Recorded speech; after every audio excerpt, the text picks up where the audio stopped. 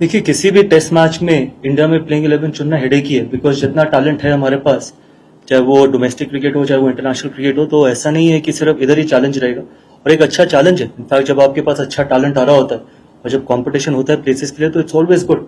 इसका मतलब ये है कि इंडियन क्रिकेट एक अच्छे एक स्ट्रॉन्ग फाउंडेशन में और एक अच्छे स्तर पर है।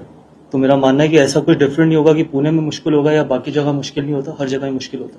नहीं, तभी हम क्रिकेट को एक बहुत बड़ा लेवलर कहते हैं, स्पोर्ट्स को एक बहुत बड़ा लेवलर कहते हैं, क्योंकि अगर आप ऐसे दिन एंजॉय करते हो जैसे दिन हमारे कानपुर में, तो फिर आपको ऐसे दिन भी एक्सेप्ट करने पड़ेंगे जैसे हमारे दिन बैंगलोर में थे। लेकिन अच्छी चीज ये थी कि 46 ऑल आउट होने के बावजूद we were still looking to win the test match. वो इंपॉर्टेंट था और इसी तरीके की हम क्रिकेट खेलना चाहते हैं। मैंने पहले भी कहा था कि हमारी फर्स्ट ऑप्शन हमेशा जीतना रहेगी और सेकंड ऑप्शन ड्रॉ होगी। तो अगर आप देखिए सेकंड इनिंग में भी कोई ऐसी इंटेंशन नहीं थी कि हम 2.5 दिन खेलने को देख रहे थे, हम यही सोच रहे थे कि किस तरीके से मैच बना सके। और इनफैक्ट अगर आप मुझसे पूछे तो शायद हम 100 रन दूर थे मैच बनाने के लिए। तो मुझे नहीं लगता कि बहुत सारी टीम्स ऐसी होंगी जो 46 के बाद भी इस तरीके से सोच रही होगी जब आपको 2.5 दिन से ज्यादा बैटिंग करनी है।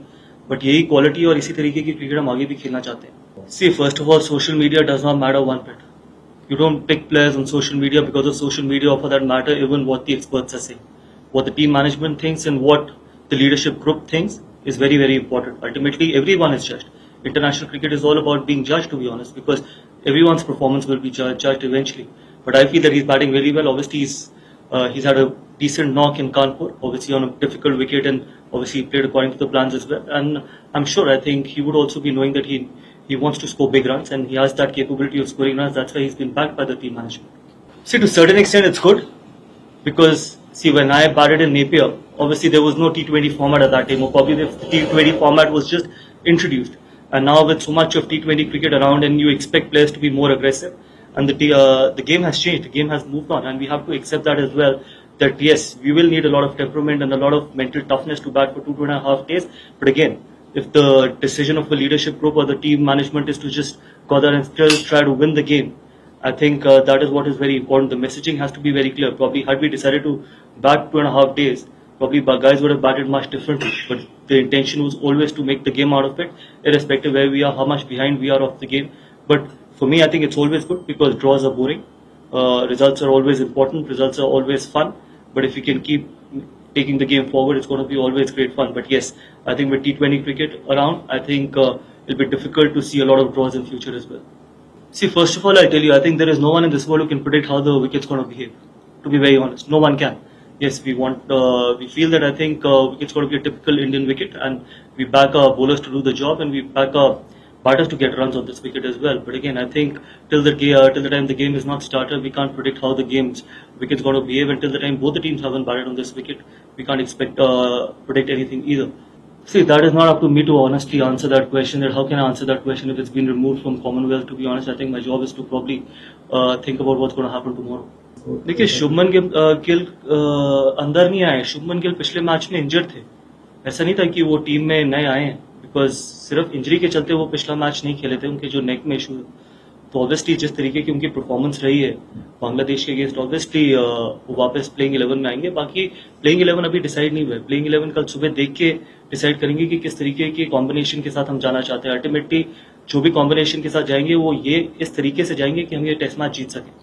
We just felt that probably they have 4 or 5 left-handers in the playing 11 as well. That if we want to have another bowler who can take the ball away from the left-handers, it is always going to be useful for us as well. But we haven't still decided that what's going to be a playing 11. We believe that probably the 2 opening batters in the middle order, left-hander batter Rachin in. So we feel that if Washi can give us more control in the middle, it's always going to be good for us. No, we are not even thinking of giving anyone game time. All we are concentrating on are these 2 test matches. And these 2 test matches are very, very important to us, as important as any other test match, be it in India or in Australia. So the focus right now is absolutely against New Zealand, and we don't want to change that focus or shift that focus to Australia. I know there'll be a lot of hype around the Australia series, but when you're playing for your country, every test match is an honor to represent the country, and it is equally important. See, obviously runs are important, and I feel that number 3, I don't want to compare what is the difference in number 3 and opening the batting. I think all the top 3 are equally important because they will have to probably face the most difficult conditions. For example, if you see the last game as well, that there were difficult conditions, especially on day 1. So if someone can bat at number 3 and can keep getting runs consistently, it gets much easier for the middle order batters as well. But again, I think it is the job of all the top 6 or 7 to get runs. But yes, if he's among the runs, it obviously gives us a lot of probably leverage that for our middle order to go out there and express themselves even more the way they want to. See, first of all, obviously we've got, once the series is over, we still have around 10 or 12 days before the test starts in Australia. So that's enough break for our fast bowlers as well. But we will still monitor after this test match where Jasprit Bumrah is. But it's not only about Jasprit Bumrah, it's about with all the fast bowlers as well. We want to keep them fresh. We know that obviously we've got a long tour and an important tour of Australia, but workload management will definitely depend on what the outcome of this test match is and how much have they bowled in the test match. The second question I've already answered, Washington Sundar, purely because he's a quality player. We know that what he brings on the table is just if he plays tomorrow, obviously he brings a completely different dimension. He brings control for us, and obviously he can bat in the lower middle order as well. So it is all about taking the ball away if we want to, but we still have another Aksar in, and we've got a wrist spinner and Kuldeep in as well. So we will see tomorrow morning how the wicket is, and then take a call that who's going to be our third seamer, and then decide whether the guys can take 20 wickets. Absolutely, I think he's going to keep wickets tomorrow.